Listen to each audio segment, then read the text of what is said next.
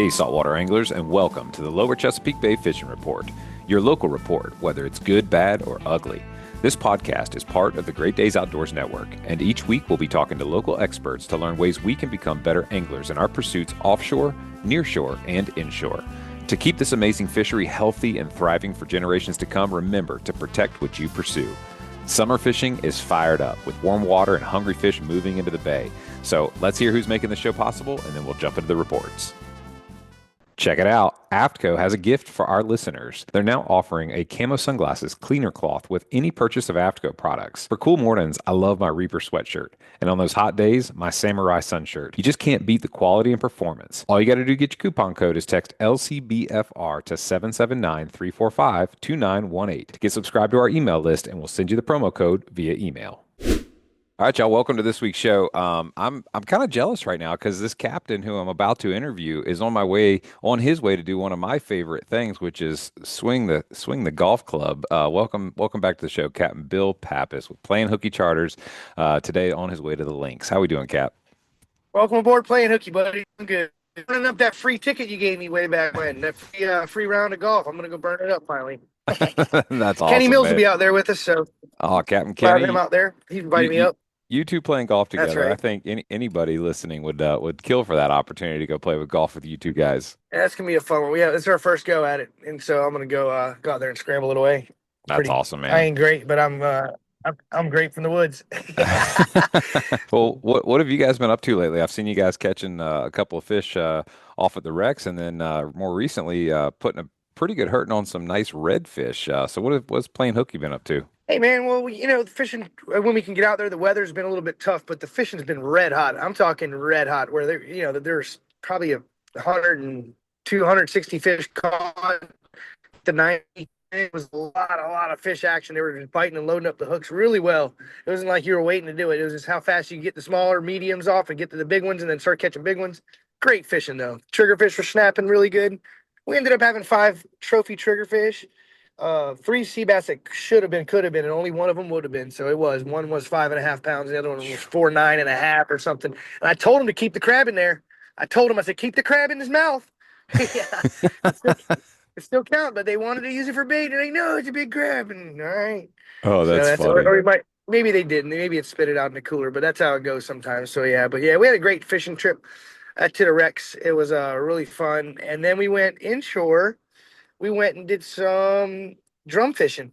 Nice. We did some drum fishing and caught a couple sharks, caught a couple trophies, and they had a great time, man. It was fun stuff, man. That's awesome to hear, man. I mean, I'm looking at some of the dock shots from your wreck fishing trip, and those are some really nice class of sea bass and triggerfish. And you said the fishing was red hot. Obviously, that weather has been terrible for a while, so nobody's really been able to get out there. And some other folks that we talked to, we were speculating that it would be really good once there was a weather window to get out there. So, did you go to some of the kind of traditional spots, like the triangles, the windmill bases, or were you having to explore different areas to find those fish? Well, what's funny is, as much as I could easily say where I'm at, and I don't do it just to protect my spot. I do it just so other people that fish near the areas or where I'm at don't get to know exactly where. But we went over 30, and everything was good. Anywhere around 25 to 30, anywhere over 30 was great. So that's that's the important part. Yeah. Once you're getting out there this time of year, there's the bites really, really, really improved, man, and it's been really good, man. Yeah. But for the drum, I forgot to mention, for those drum, man, we did have a 51 and a 52 incher, man. They were really, really big drum. Yeah, they were great runs. Made you think it was a shark. And it was so quiet out there because, like you said, you got to pick a window. And with Playing Hooky, I mean, you see trips that are available for this time frame and that time frame. But this time of year, we make custom trips. We can go in the evenings, we can go in the early mornings. We can do different type of stuff just to accommodate. Because you know what, we love fishing, and this, like you just said, the weather's been so bad that we had to pick a window. This guy's been waiting to go, and I said, all right, here's a window. And I got another buddy of mine, Kyle Ship, real good friend of mine, and he's ready to go fishing too. So I'm trying to find some windows and get them out there on the trips and days we need to go. And we already have a bunch of trips booked up, and hopefully they get theirs with the weather. We're looking to go tomorrow, I believe. So hopefully it'll be some good stuff. And yeah, you guys on the show or listening to the podcast, just give me a shout for an evening trip. If you want an evening drum shot, we'll get it out there and mix it up a little bit. It's a That's a little ton fun. of fun too because Yeah, it's after like work. it's a neat time of day to get out there. You can still get your work day in and then grab your kids from school and head on down to Rudy, hop on the boat, and then I'm assuming you guys shoot, around the Cape and come up into the bay somewhere and put some chunk baits on the bottom and pick up those redfish. Depends on the wind, but yeah, we go to the south. We go to the south sometimes, down to the Falls Cape, maybe, or we go to because we're right there. We're located there. We got an inside track on that, or we go inside the bay. Just depends on the time of the day, the weather, and everything else. You know how it all goes. Oh But you yeah. figure how you're feeling that morning. What'd you have for breakfast? I mean, you know what I mean. You got to know know where the fish are. You got to kind of feel where they are. Sometimes Yeah. Oh they're yeah. calling Well, speaking like of the what you had for swordfish. breakfast, you guys put something up on the socials last night that had my mouth watering. So dude, what in the world did you make? All I saw was a picture of blue crabs going into a pot to get steamed, and the next thing I know, I see this beautiful roll of crab meat All right. on a buttered piece of bread, and I mean, my mouth was You get watering. a quick. Talk Here us comes through it. a quick recipe for the wild one, the old PHC crab sandwich. All right, guys. Look, you take your blue crab. I don't use the claws. I like using all the just the whole meat of some fresh female blue crabs, and I pick them all out there. I gotta not miss this turn again. All right. Anyway, so I pick them. I pick them all out really good, and okay, this is right in 1 mile. So I pick all these crab out really good, okay, and then you put them on a paper plate. Now you sort all the crab out on a paper plate. That way you can go through it like a sifter and get all your shells out. Because the last thing you want to do when you're eating anything when it involves crab is get shells in your mouth. Yeah. Any bite that crunches is not a fun one. So you want to have it already very good shell, but you don't want to break the meat up. You want these Hmm. big chunks in there. It's even better to have them busted all into fibers. So you got your crab meat, you're ready to rock. You get your King's Hawaiian butter bread. It's the butter edition. You saw it down the middle of the three of them, and you Uh-huh. put it on the top of the toaster because it won't fit. You toast it halfway, flip it over, toast it on the other side, then you butter that. Now you take your crab meat and you're gonna take that crab meat and you're gonna add some mayonnaise. You're gonna add some salt and pepper. Not a lot of salt, but some salt and pepper. And then you're gonna add some white onion or red onion, or even last night it was sharp. I don't know how it got. It must have sat for a while, but it was a yellow onion.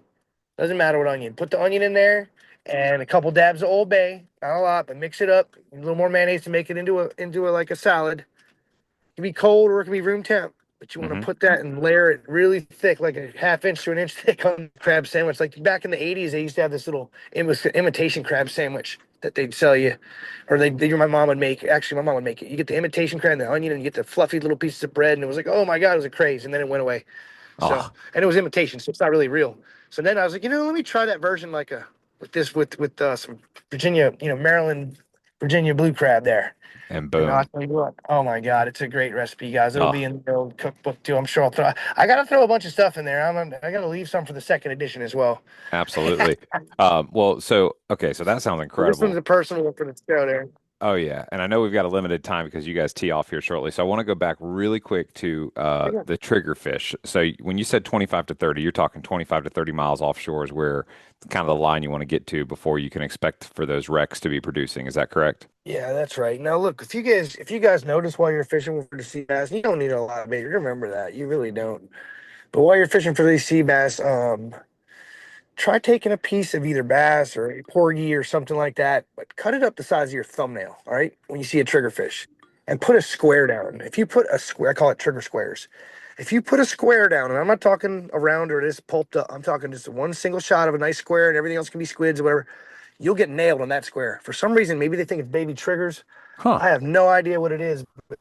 A square piece of Destroy. Not much. That's the size of your thumbnail. And if you have a baby thumb, make it a toenail. But I got a big thumbnail. so a tiny square piece of bait on a smaller hook for a triggerfish. A Got it. square piece of bait. It's got to be a fresh piece of cut. Yep, in through the meat, out the skin, pop the scale off, and then just get ready because it'll be a different. Once you're in the triggers, they'll key in on that square, man. You'll have three other baits on there, and just remember this: after a few sea bass or anything, eat that thing. Don't be lazy. Take that off there. Get the best presentation going, Got it. especially when you're trying to beat your buddy in the fishing department. That'll Yeah, make it the easiest for you. You'll be absolutely. able to Well, do that. speaking of beating your buddy in the fishing department, I'm going to put my money on you to beat Captain Kenny today. So I want to hear an update on how you guys did in your match. Oh yeah, man, it's gonna be fun stuff. He's got a couple people coming with us. So three, you go golfing, it's three people you don't know, first one. Yeah. So I'm like, all right, let's get it on, boys. Well, Yeah, hit him straight hit him him down. straight Just like down the other boats rolling fairway. out there in the tournament. Yeah, absolutely. Hit him straight down Yeah, the for sure, man. fairway. I wish I had a little more time, buddy.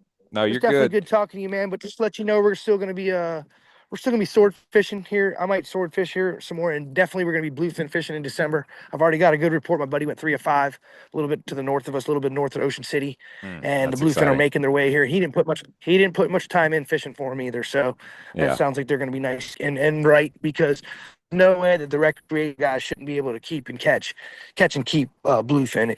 Especially when they come to this area like this and they're this thick, and we know they're this thick, and the people that are making the rules are sitting in chairs and desks, not looking at the fish that are this thick. So Hmm. it's like, they don't have it right. What it is, we're here. Let me give you a quick thing at the end. We're actually governed by an international body, and the international body wants these bluefins to go everywhere for them, and they know we have them. So they're the Mm. ones making the rules with the people that believe in windmills are great, and they're being environmentalists to make us not catch so many bluefins when we have them, and they're here, and it's because they're healthy and a healthy stock. So we need to Interesting. get that fixed. Yeah, that is huge. So I figured Yeah. I'd give you that little nugget. No, that's good to know, and I completely agree. There's regulations that exist, and it doesn't seem fair that we can't go after them when they're right here in our Yeah, backyard. yeah. I Um, only live in America, man. I live in America. I see what's in front of me, and we got it good. So yeah, anyway, absolutely. brother, Well, tell us how super we good. can. Yeah, likewise. Tell us how we can get in touch and get booked on a trip with Plain Hooky. You're gonna go to you're gonna go to playinghookycharters.com. You're gonna also go on Facebook, Playing Hooky Charters, Instagram, Playing Hooky Charters, and I think we have a TikTok. It's got a couple little videos on there too. Awesome. Well, that sounds great, man. Thanks for hopping in, and good luck out there on the links. Tell Captain Kenny we said hello, and have fun, man. It's a beautiful day for it. All right, buddy. Talk to you All right. soon. Thanks a lot. All right, bye. Cheers. All right. Bye. Boaters know that the unexpected can happen anytime. That's why Seatow offers 24/7 on-water assistance with priority service for members. Whether it's a dead battery, running out of fuel, or needing a tow, Seatow's fleet is ready to help. Membership includes unlimited towing with no distance or dollar limits in your home area, fuel delivery, jump starts, and more. Plus, members receive exclusive discounts on fuel, electronics, dockage, and boat insurance. With over 500 ports nationwide, Seatow has you covered wherever you boat. Join today at seatow.com and boat with confidence. Upgrade your waterfront with Killer Doc's premium dock furniture. Built to last a lifetime in marine conditions. Crafted from marine-grade aluminum with a protective anti-corrosion coating, it's tough enough to handle the elements while providing unmatched comfort. Featuring sunbrella cushions with fast-drying, removable covers, our furniture stays securely in place even in storms. Choose from cabanas, club chairs, love seats, tables, and more to create your perfect dockside retreat. Durability meets elegance at Killer Doc. Check out the full collection at killerdoc.com today. Pure Flat slick lures are tried, true, and guide approved. Slick lures catch big speckled trout, redfish, flounder, and more. You can cast them a mile, and they produce a highly erratic bait fish imitation with a twitching retrieve. The tournament-winning slick has helped many anglers set personal best records. Whether you're fishing the OG slick, the smaller profile slick junior, or the versatile little slick, one is sure to find that unforgettable thump we're all after. Visit your local tackle retailer or pureflats.com for your favorite color and rigging combination. Go sling some slicks today. You can't catch them on the sofa. All right, you guys, I'm excited for this report. Well, for two reasons. It's been windy as heck, and so I always like getting to talk to somebody that does some inshore fishing, because you get to find out about the bite that's happening, and you can still get out even when the weather is crappy. And two, this guy is somebody that I always enjoy talking to because he brings the fun. I'd like to welcome back to the show Captain CL Marshall with Tangier Sound Charters. How are we doing this evening, Cap? I'm doing good, Luke, man. Doing good, man. Just trying to make my way home after a busy day in the sales world today. Sales World? Yes, yes, yes. One of my friends owns a seafood thing and needed some help at a food show, and I went up and did that for him today. And it was fun. What'd you guys sell? Man, today we sold some grouper, we had some crimson snapper, we had some scarlet snapper, and we had something called parrotfish. Oh, interesting. Yeah, and people were like, "Well, how am I going to sell this? How do I can't sell parrotfish." And I said, "Come on, man, sure you can." I don't think I've ever eaten parrotfish. If you could describe the fillets, like what did they look like? Well, they're a member of they're a wreck fish type of thing. The bite on it and the texture is very similar to sea bass, actually. Okay. It's quite good. White meat, flaky, fries real well. Mm-hmm. Price point is pretty good. I'm sure you can get it through Sam Rust or to have a sustainable wild caught fish that there's a distinct flavor advantage to it. Man, you just hit on such a important topic, which is flavor between things that are like mass produced versus wild raised or wild caught. Like even if you take like tomatoes, for example, when you eat a garden raised tomato versus one out of the produce section, I mean the flavor is so robust. The difference is remarkable, and I think you're right. The same is true. You go in and have a tilapia or what's the real popular when you order fish and chips that most restaurants that are using farm raised stuff is going to be what cod. Well, you'll it's a lot of swai out there, and it's Yeah. funny.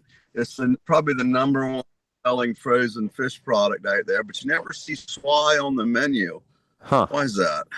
Yeah, that's a It's good question. Why is that? Probably because maybe it doesn't present that well, or it's not actually that tasty by itself unless it's completely beer battered and drenched in something else. it's not a bad product. It's just it burns me when people misrepresent what they're selling. Right. Yeah. If they try to sell that just burns me. Burns me to no end because there's commercial fishermen out of Newport News and anywhere in the Chesapeake Bay and all across the Chesapeake region and the ocean and the Middle Atlantic area who work hard and they got a great product. They're catching flounder. Scott Wilbel's catching some beautiful flounder now off Cape Charles, and Scott sells it for whatever he sells it for. It's a fair price. And you have these folks who buy something on price and misrepresent it, and it just burns me to no end. Yeah, that's a very common sort of fraud, if you will.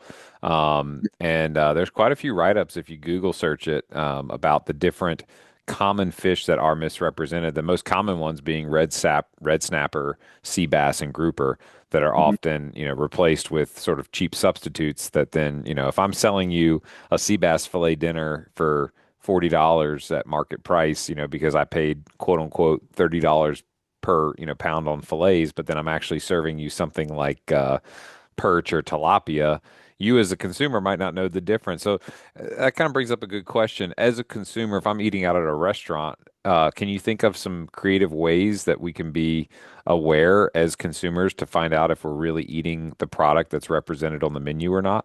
Yeah, it's tough.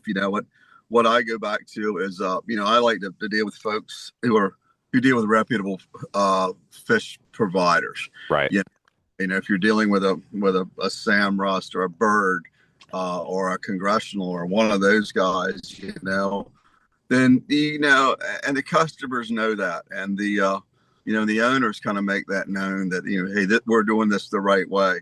Yeah. And the Yeah. other thing, if you get a grouper sandwich for $6, That's so true, man. That's yeah, so and true. I'd rather have one of those, those flinders that Scott caught today, probably, Oh yeah. and is that was swimming around in the bay than some fish that's been swimming around in its own feces for the last 22 days. Yeah, no doubt about that. Yeah, it's such a good point to be reminded of is, the hardworking local fishermen in the surrounding Chesapeake Bay area and who they work with, the sustainability. It's all important things to understand and be aware of when you're out there consuming. And like you said, you go to these reputable restaurants, locally owned restaurants is often the key. I think I heard somebody once say, definitely don't order seafood in the desert.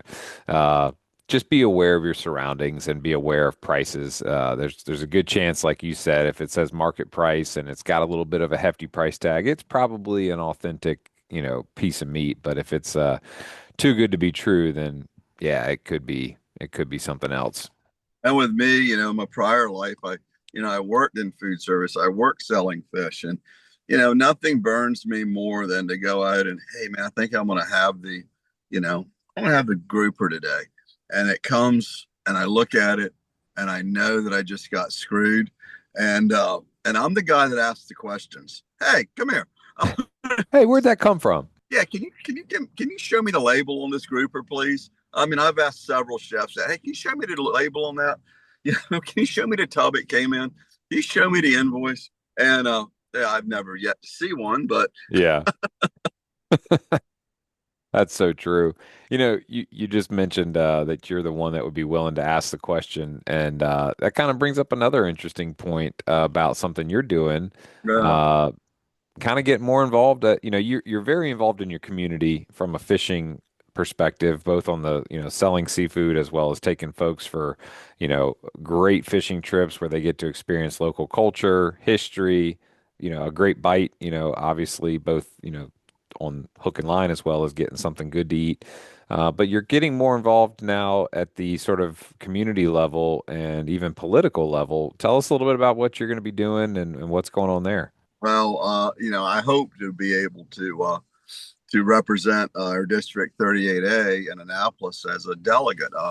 Unfortunately, my friend Charles Otto, who had represented our area for oh, 14 years, I think it was, as our delegate, he did a great job. He represented the lower shore with integrity and honesty and the way it should be done. And he was always the man that would stand up for the farmer and for the commercial waterman. And he was a very strong advocate for our way of life here.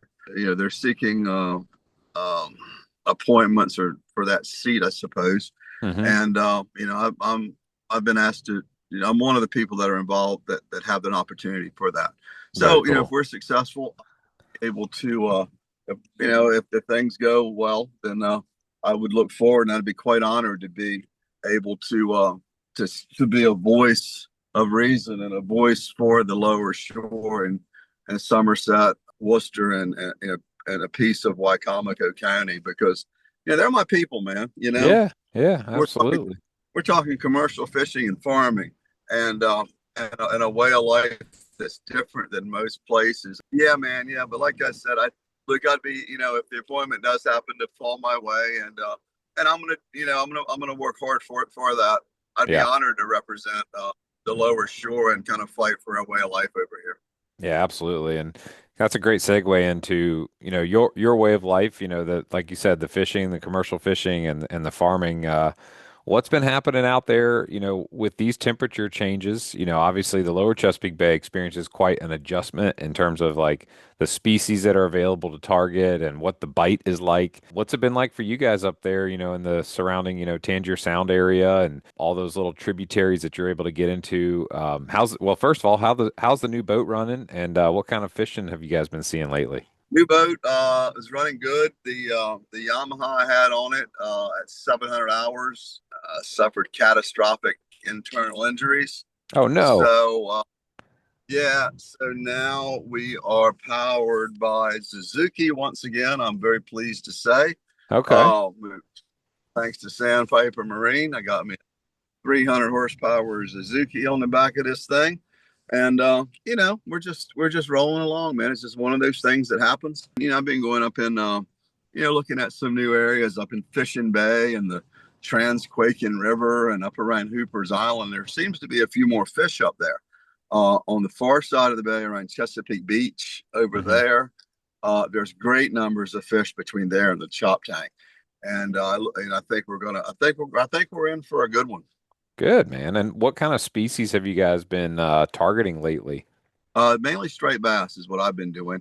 Uh, Hmm. did have a friend of mine over the weekend on Sunday morning when the weather was pretty. He shot off of Chincoteague. I do a little wreck fishing, and he shot off there, and he had some black drum. He had a slot rig. Had what else did he have? He had some sea bass and some togs, and Wow. yeah, and he had a couple black drum too. And he wasn't that far off the beach, so Yeah. And it looks like there's some sort of a fish haven of sorts that kind of looks similar to like what we call the containers down here, where you've got a bunch of either, containers or wrecks or rubble piles or something. It's all kind of in a spattering there's running sort subway. of subway cars. Okay. It's 72 of them. It's subway cars from New York City. Oh, And wow. it's a great place. Yeah. And it's a great place to flounder fish. I got to tell you, man, one of the things that Virginia needs a lot of credit for is the job they do with their artificial reef system. I fished all of them this year, I think. Uh, All especially, the artificial reefs. yeah, they do over the in the middle part of the day. There's puppies on there and sheep's head, Oh wow. especially on a lot of the Virginia's eastern shore. If you look on just a little bit to the west of Virginia's eastern shore, you'll see them from Angler's Reef all the way down to whatever it is off of Cape Charles. Can I go this way? Wow. It's one of those things that, like you were saying, it takes a lot of community effort of folks that care about the fishery, that know the right people and the relationships to talk to get those resources coordinated. Because I mean, I remember talking, to shoot, I'm brain farting, Tom Hilton with Hilton's Offshore, and he was explaining how much effort goes into coordinating getting some of these, artificial reefs, established. And it's quite a bit of resources, money, time, to get those things put together. But, what it creates in terms of the long-term health of the fishery and having a place to go to fish, you can't put a price tag on that. Like yourself, you're able to go out there and capitalize and enjoy that and take charters out there. And, if people weren't working together to get those reefs built, it just wouldn't even be a possibility at all. One of the things that we're doing in Maryland right now, and this is through the Coastal Conservation Association of Maryland, Mm-hmm. and I got to give, much as I hate to do this, I hate to give Dave Sikorsky credit for anything, but I guess I will. Dave with the Coastal Conservation Association of Maryland, and those guys have implemented a program where they start at the elementary and middle school level, Uh-huh. and they partner with concrete companies, and they build these reef balls. Okay, All and right. they take these, they build these reef balls, and at that level, so we're starting early and educating our youth about the value of structure and about the value of finfish management, and how to be responsible stewards of the environment. And and so they build these reef balls, Mm-hmm. and maybe they build 6 or 8 at Parkside and 10 or 12 here, but at the end of it all, they'll have 40, 50, 60, 100 reef balls built. They've got a barge that'll come out in Maryland. The guys in Maryland have been very easy to work with in getting permitted reef sites. Yeah. And and we'll load them on the boat, go out, make a big deal out of it, drop 100 of these reef balls in a reef site. And just this summer, well, 3-4 years ago, we did one off Chrisfield, and they're accessible by people in small boats. You don't have to. They're all close to shore. You can get to them. And I was having a rough day, and I was, hey man, let's go try this reef over there. We pop over there, and we catch 9 different species of fish. Oh wow. Yeah. So that program with the Coastal Conservation Association, and and Dave Sikorsky, who I hate to give credit to, but he deserves it. Sounds like On there's this, some special relationship there between you and Dave. there's a special. Yeah, I got a special name for him in my phone every time it rings. Pray tell, is it positive, negative, or indifferent? It's not what I'm going to comment on with you right now, Luke. But Dave, if you're I love listening, it. Dave, we're just Yeah, having fun. he's done a good job with that program. He's partnered with some of the right people.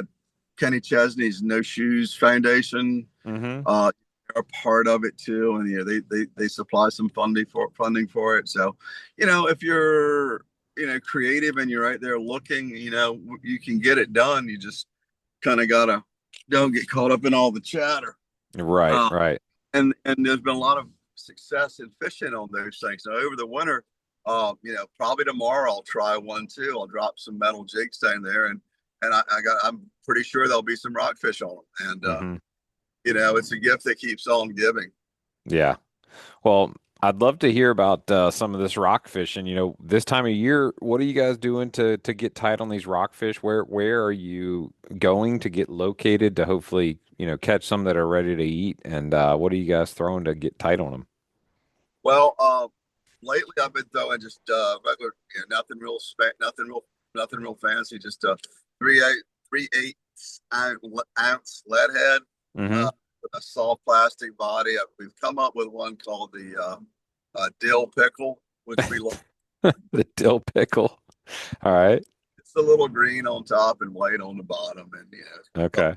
pickle from Freedom Bait USA. Those guys are good to me, and we've been using that with a lot of success. Now, what we found lately, Luke, is that these rockfish that we've been chasing, there's a lot of them. They're just now coming out of the creeks. So, Okay. and these fish where we've been fishing, I've been looking at smaller creeks, if you will, maybe 30 yards wide that have some depth to them, where the sides of it are pretty vertical. Uh-huh. And these fish have been right up under the bank, feeding on minnows and gudgeons and things like that. We don't have a lot of peanut bunker up here, but we've been doing that. And I did get a phone call today from one of my friends up in the chop tank that said, it's diving birds and all kinds of cool stuff going on up there.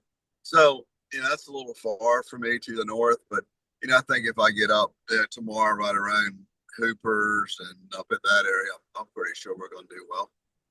That's very cool to hear. I mean, there's nothing more fun than a topwater bite or even just a light tackle bite with a striped bass. I mean, they're fun, they're explosive, and so they're also very well protected in terms of fishing regulations. So I remember we've talked about this before. So there's differing regulations from Maryland to Virginia, I believe, right? Or are they the No, same? they're the same in the Chesapeake Bay. And Got it. to that end, rockfish are the same, the 19 to 24, one per person. And I think that's excellent. Now, what happened just recently is that puppy drum have a line too to the benefit of Maryland anglers. In Virginia, you can keep those puppy drum, you can keep 3 of them. Okay. And Maryland just aligned themselves in both size limit and in creel limit 2 to 3. Oh, cool. Yeah. So trust me, those fish, man, they don't have driver's license. They don't pay taxes in any one. Yeah, they definitely don't have driver's licenses or calendars. But that's cool. So previously it was a little stricter in Maryland, and now they've aligned with Virginia. So you're able to kind of move freely across that border and fish for them everywhere you go, and be able to enjoy keeping the same size and bag limit that you did previously in Virginia only. Yeah, the seasons are still a little wonky, and and that I don't think we're able to get that ironed out. But man, look, the other day we were up this creek loop, and the tide was falling, and these rockfish had these minnows kind of pinned up in this little feeder gut. Uh-huh. Now this feeder gut was probably only I don't know, maybe 10 yards wide, and it came up from 8 feet, and in the mouth of this little mud lead, if you will, it was only about a foot and a half deep, and those rockfish had those minnows pinned up in there. Uh-huh. And this is 1 o'clock. Oh, wow. Yeah. So we're throwing the lead heads in there, and they were just we're catching some, but the lead heads hitting the mud, and it was just hard, man. So I swapped everything out for top waters real quick. Mm-hmm. Anytime a top water bite at 1 in the afternoon on rockfish, dude, it was explosive. Oh gosh, yeah. It was so shallow. When they'd hit it, they'd come. I mean, it looked like those tarpon bites on Wild World of Sports, man. They would come halfway out of the water. It was incredible. That's awesome. Folks I had with me, Lynn and Steve, and I had them 2 Garcia boys too, and they're all good fishermen. They put on a master class on how it should be done, and I just sat back and netted fish and just and it was a good day. That's awesome. Yeah, that's one of the cool things I love about your charter is you're casting the whole time. So, if we get out there together, you're going to take us, into some area where we can start covering water with our casts and get to enjoy, throwing a bait, seeing a fish blow up, and then get to fight them all the way back to the boat. So that's pretty cool to hear. And if folks are thinking about, a trip up the Eastern Shore from Virginia Beach or from Hampton, Newport News, or even from Richmond or up above the Delmarva, anybody listening, I mean, it's worth it to get over there because there's so much other cool things to do. Chris Field's a neat little crabbing and Coast Guard town. You've got all the different places you and I've talked about 100 times on different episodes. The restaurants around. I feel like I'm brain farting, but there's one. Is it a special crab cake sandwich, or what is it that there's that one restaurant that you've told me about before that has something that you have to get if you go. There's two actually. One's on Tangier. It's Lorraine's, The and Lorraine. Rains. Yep, she's got the crab dip recipe from God. I mean, direct line. It's it's the best crab dip I've ever had, and that's pretty good. And the other is the Drum Point Market on Tylerton at Smith Island. The crab cake there. No, you can't get it broiled. Yes, it's probably 8 ounces. They don't weigh them out. They come out of this gray scoop, and and they are made with they're made with whole crab. I mean, you got a Smith Island dude catching the crabs, some Smith Island woman steaming them and picking them out, and another lady from Smith Island that's cooking them for you. And you can't get a crab cake better than that, man. You just can't. No, that's as good as Uh, it gets right there, man. Yeah. So I think tomorrow, one of the things I'm going to do also, Luke, fishing is I think tomorrow I'm going to bust out the metal. I'm thinking that in a little bit deeper water, there'll be some jigging opportunities. So I'll probably bust out, that metal jig with a little piece about 3 feet up. I'll Uh-huh. probably do that. I might go with a bigger bucktail on the bottom, but I want to do some bottom bouncing in deeper water tomorrow. Okay. And I think there'll be some fish in deeper water, and generally they should be a little bit larger than what we've been seeing. We've been real fortunate. Most of the fish now are in the slot or above it. We don't see very many squirrels, that's for sure. And I don't know if that's a good thing or a bad thing, but most of them are that 19 to 24, and a good number of them are 26, 27.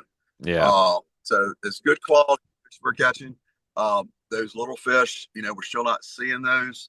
I don't think that bodes well for us down the line, but today it is what it is. And when you're targeting them, in deeper water, is that because the water temperature is cooler up top, and so you're hoping to catch them down lower in like a different thermocline, or is it salinity? What do you think pushes them deeper? I just think it's the length of the days has a lot to do with it, and water temperature as they move out of the guts and the creeks and the marshes. And one of the first places they'll hit is, excuse me, any type of structure, whether it be a channel marker. You'd be surprised how many you catch right by the channel markers. That or underwater rocks or the like. Any type of deep structure right now Yeah. is worth taking a look at. With some jigs or some heavier bucktails. And I cleaned a fish the other day. It was a 24-inch fish. It was right at the top of the slot. Yeah. And I noticed as I was cleaning it that I said, "This is a fat fish." Well, this fish had in his belly a mud shad. That What? Yeah, that was probably 8 inches long and had a girth of about 3 or 4 inches. But Holy cow. you can see it on my Facebook page. I did see it. Yeah, you said big fish, big bait. I mean, that thing was almost a third of the whole size of the big fish. Did he eat that fish, that bait, man? So, you know, That is true. yeah, and another thing that we may do tomorrow too that we're successful when the tide's up is we'll just slowly troll at about 3 miles an hour right under the bank, real close to it. Hmm. That'll help us locate fish. Once we locate them, we can start casting to them. Right. But, depending on who I have and what they wanted, and what their ability is, we can make those decisions. That's for sure. Yeah, absolutely. And when you do catch that one rockfish that you get to keep, what's your favorite way to prepare that rockfish when you eat it for yourself? Well, one of the first things that I'll do, and I didn't start doing this until this year, and it makes a huge difference if you bleed that fish. It's Okay. it's a tremendous difference. So I'll do that pretty quickly. I it does make a difference. Seems to me it's a little bit firmer. Hmm.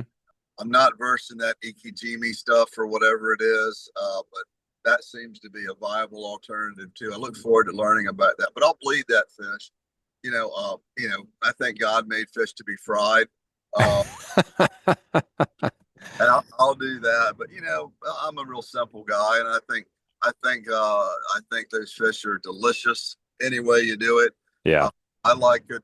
One of my favorite things to do is take some white potatoes and just slice them down like silver dollars and put them in the bottom of the pan. Some onions, take that rockfish, and I will head it, gut it, scale it, cover it with salt and pepper, take a body cavity and put some onions in that. Yeah. And I'll lay bacon over top of it, a little bit of in the bottom, and I will bake that fish at 350. So it's like a steam / bake covered. Oh, So yeah. I will do that. And while that's going, I'll take me some Jiffy cornbread mix. And instead of making the cornbread, Luke, what I'll do is I'll make it real thin and make pancakes out of it. So you got cornbread pancakes, and you put that on your plate. And then you take the potatoes and the onions and all them soppings, and you put that on your plate and put that piece of that baked rockfish on top of it. Oh, yeah. Done. On the way. Man, that's we shouldn't be discussing this at 6 o'clock at night when I'm starving and ready for dinner. Now I'm gonna have to go look around and see if I can't find a local restaurant that serves some rockfish right now, because golly, you got me hungry. Here's another one I love to do too, man. I love to take that piece of fish, fillets, and just drop them in some boiling water and boil them. Okay, easy cook, nice. And then while I'm doing that, I'll cook some bacon. Yeah. And I'll lay that boiled fish on the plate with some scrambled eggs. And I'll take, this is really good for you. It's healthy too. You'll take that bacon grease and just pour it right over the top of that rockfish. It's unfortunate that a lot of things that are not good for you just happen to also taste really, really good. And rockfish in particular, it's got its own unique sort of like smooth, buttery flavor to it, and it just tends to want you to put a little more like butter on it for whatever reason, and it does pair well, like you were saying, with anything bacon related. And it's so good fried as well too. One of my favorite things that we do at my house is we do buffalo bites with rockfish, buffalo rockfish bites, where we'll take that rockfish and we'll cube it into some nice large chunks, and we'll do like a really really light panko. And then we'll do it in the air fryer, and then we'll bathe it in like a really good Frank's style hot sauce, buffalo sauce, and they dip that into a good creamy ranch, and man, that's a delightful way to eat rockfish as well. Luke, as I'm thinking about these rockfish and fishing tomorrow, one thing that for guys to think about when they're because right now everybody wants to see the birds. They want to catch the rockfish under birds. Now, granted, we're only fishing for a very small percentage of the rockfish that we used to have. We don't have the numbers that we did. So, one of the things that I've been working on, trying to get better at rather, is trying to read the bird to see what I've got. Okay. And what I've learned is those real small Arctic terns and those small ones, I call them liars because there's not always fish with them. So I look for the big brine ones. I look for the big seagulls. The bigger the bird, the bigger the fish. Got it.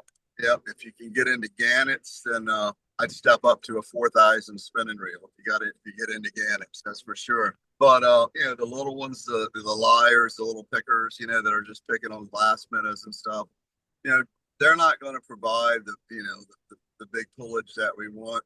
But if you can get them big brine birds or something like that, then that's usually indicative of a larger fish. Got it. That's very helpful to know.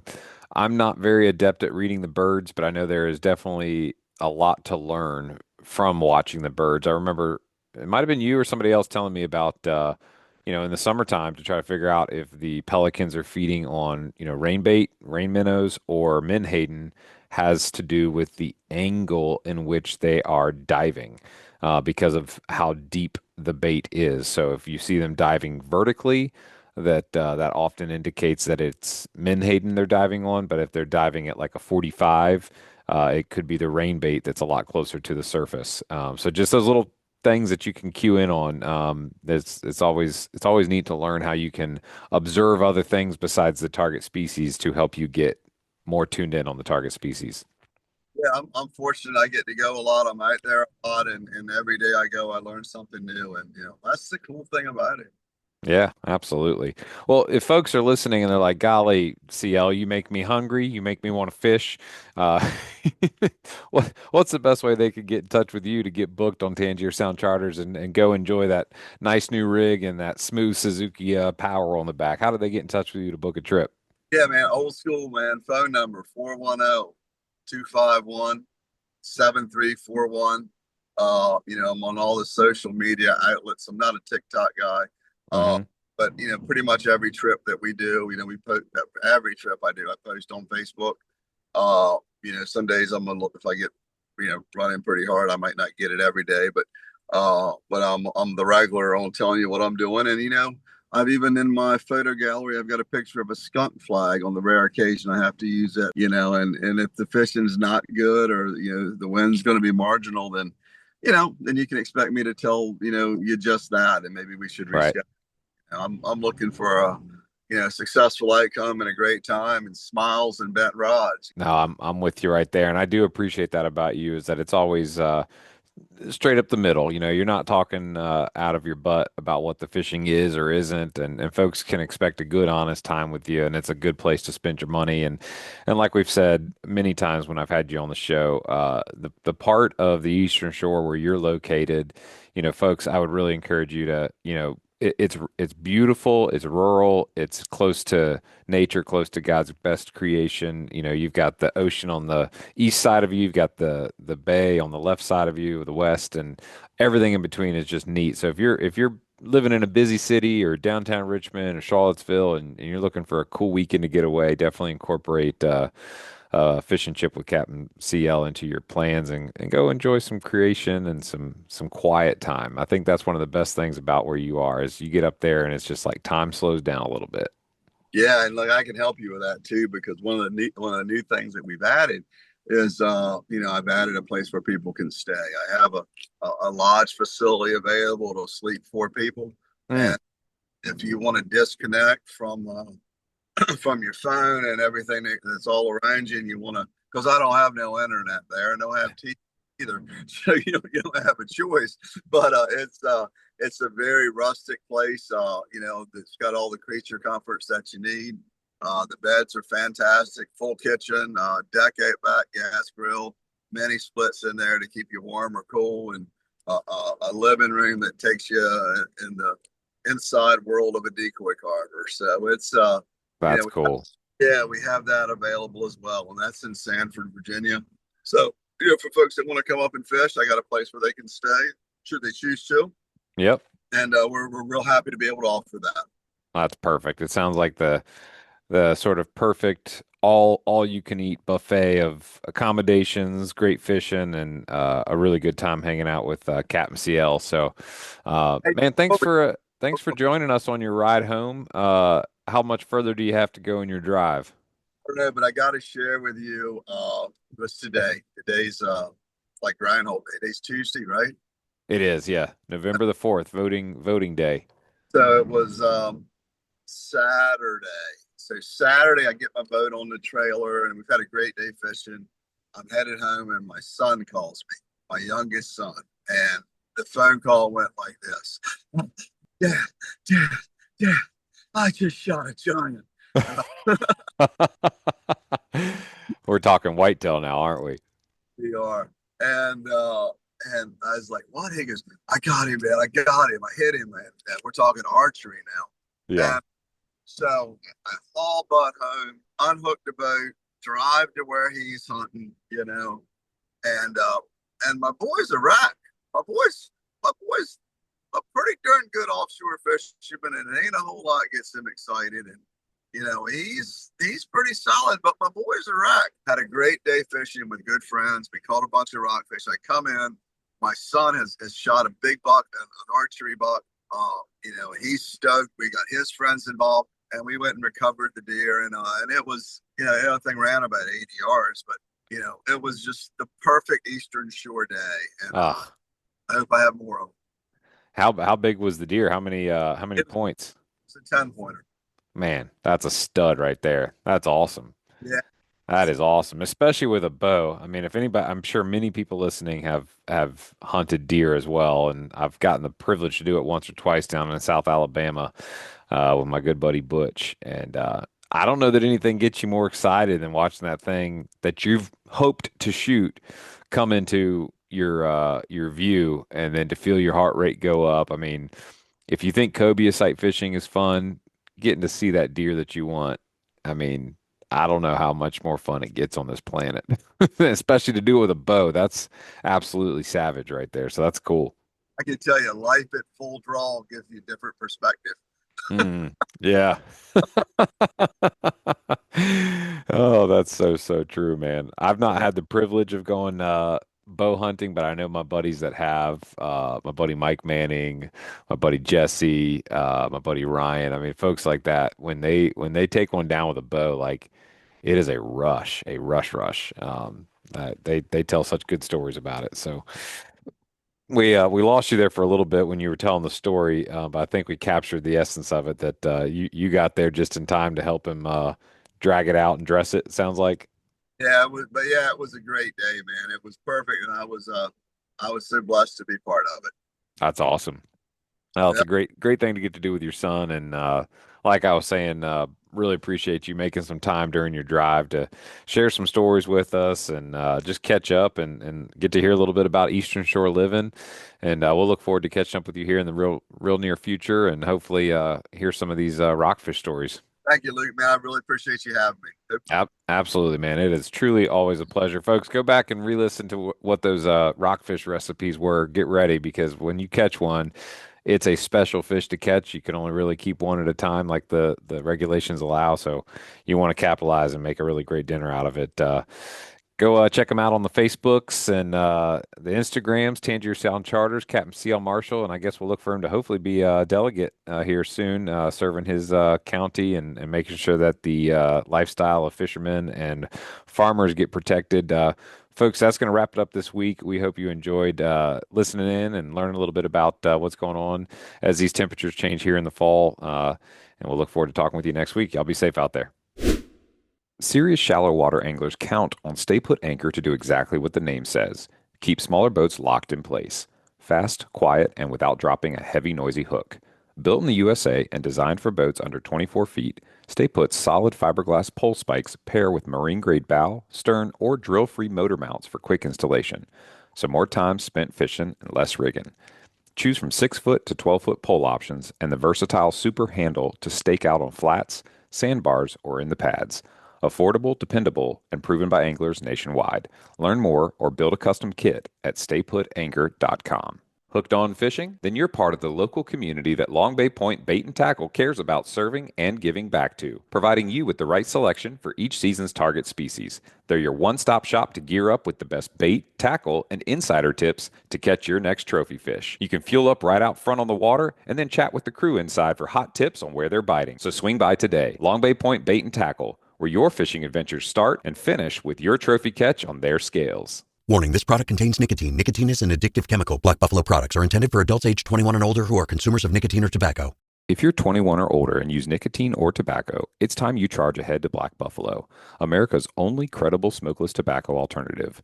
Black Buffalo dips just like the real thing, but without the tobacco leaf or stem. Get it now at Wawa, Circle K, Sheetz, Love's, Pilot, Racetrack, and many more that you can see on their store locator at blackbuffalo.com. Black Buffalo Tobacco Alternative is everything you love about dip, nothing you don't.